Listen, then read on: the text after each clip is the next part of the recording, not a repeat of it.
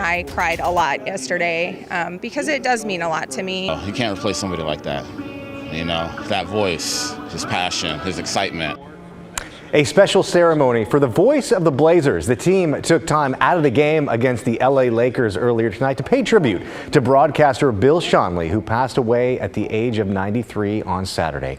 Bryant Kirkley was at the Moda Center. He spoke to adoring fans about Shonley's legacy. A lot of the fans we spoke to here at the Moda Center say that Bill Shonley was a very important person for the organization. They say his voice was one of the most recognizable things, and they don't know if the Blazers will be the same without him. I've met him. Bingo, bango, bongo. He will always hold a special place in my heart. Fans, yesterday, the Trailblazers organization and Portland community lost one of its most beloved and important figures. A special ceremony for a Portland Trailblazers legend. Bill Shonley was the team's play-by-play broadcaster for nearly 30 years. He called over 2,500 games. And tonight, the Blazers want to honor him after he passed away at the age of 93. A collage of photos spanning a long career for fans to see on the Jumbotron inside the Moda Center, and a moment of silence for the legendary broadcaster. What I remember about Bill is that his voice, like, Rip City, whenever you would hear, you'd get energized, you'd feel pumped up. So, like, whenever I think of him, I hear Rip City, and it's sad that he passed away yesterday. Getting fans into the game, right? Making us feel like we were part of the actual game, like we were part of the team.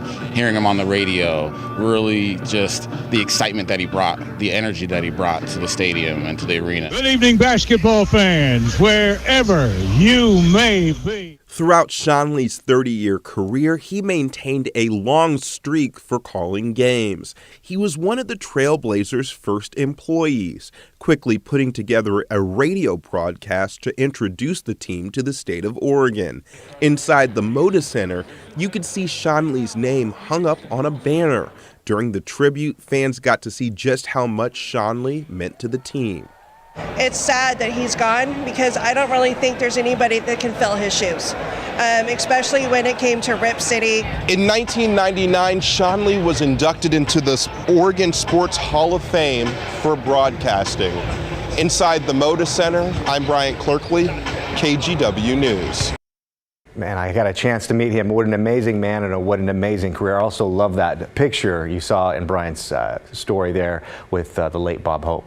Well, if you'd like to see more stories about Bill Shonley, visit us on YouTube. We have a playlist up there now called Remembering Bill Shonley. You've been asking me about motive. We still are not clear on the motive. The investigation continues, and that is something we are all extremely we want to know. We want to know how something like this, something this awful can happen. Now to developing news tonight. At least 10 people were killed and at least 10 more were hurt in a mass shooting in Monterey Park, California overnight. The shooting happened at a Lunar New Year festival where thousands of people were gathered. Tonight, officials believe they have found a suspect. Authorities discovered a body inside a white van believed to be connected to the mass shooting in California. NBC's Kathy Park has the latest. A day of celebration turned into a day of mourning and shock after a gunman entered a dance hall here in Monterey Park just as Lunar New Year celebrations wrapped up, and officials say that he entered, killing 10 people and injuring several others. Officials have identified the suspect, a 72-year-old Hu Can Tran, but there is no longer a threat at this time. They did find the individual inside a white van after being confronted by police. He was found with a self-inflicted gunshot wound. Right now, the investigation is still ongoing, but the big question is what motivated this man to carry out such a heinous act? Back to you. Tonight, government leaders are sharing their condolences for the victims of this shooting, many sharing the same sentiment that gun violence needs to end.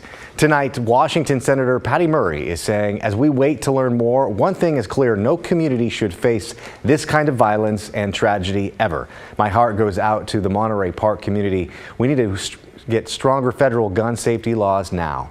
Portland Mayor Ted Wheeler writing in part, "We must unite to stop gun violence."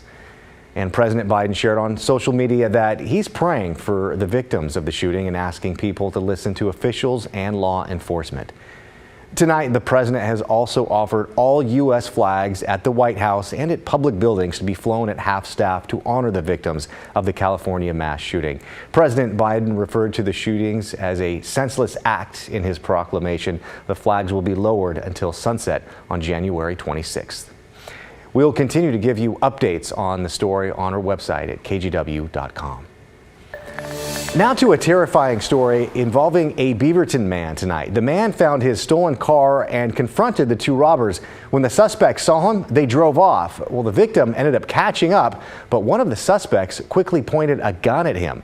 It all happened this morning at the Rock Creek Apartments in Beaverton. Thankfully, no one was hurt, but only one of the two alleged robbers has been arrested. Daisy Caballero joins us tonight with more on this story. Daisy, you talked with one of the men. Yeah, Joe, I did. And yes, thousands of cars get stolen every year in the Portland area, and many of them never get returned to the owners. But that wasn't the case today.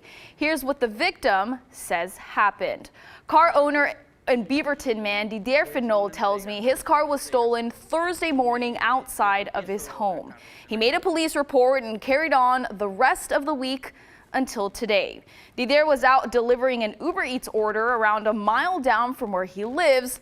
That's where he came across his stolen car. He tells me he drove around a few times just to make sure that it was his, and it was. Didier pulled up next to the stolen car and told the people inside that the car was stolen. They sped off and he followed the car into the Rock Creek Apartments in Beaverton. That's when one of the robbers pulled out a handgun and pointed it at Didier. When they stopped, I tried to get out of the car I was driving. That's when the passenger driver got out of the car with his gun in his hand and started pointing it at me, and I had to leave. Now, Didier tells me he immediately called 911. Washington County Sheriff's deputies then found Derek Nebreja of Beaverton inside of the Rock Creek Apartments and took him into custody. He was booked into the Washington County Jail. But deputies are still looking for the second suspect, Lilia Ola here that you can see on your screen, of Portland. So if you know anything about this case, you are asked to call the sheriff's office at that number on your screen. That's 503-629-0111. Joe? Thank you, Daisy. My heart was racing and I was in shock. A woman was held at knife point and her car stolen, all the while shopping at the Vancouver Mall on Saturday. It was a close call that luckily ended in no injuries and a quick response from police. Blair Best reports the ones to blame, get this, two young teenagers.